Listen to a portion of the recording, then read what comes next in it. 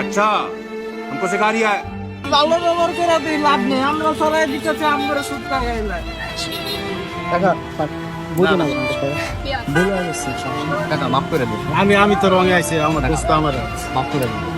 এটা দোষ আমার আমি রঙে একদম না না কিছু মনে করেন না না আর তার কিছু হইছে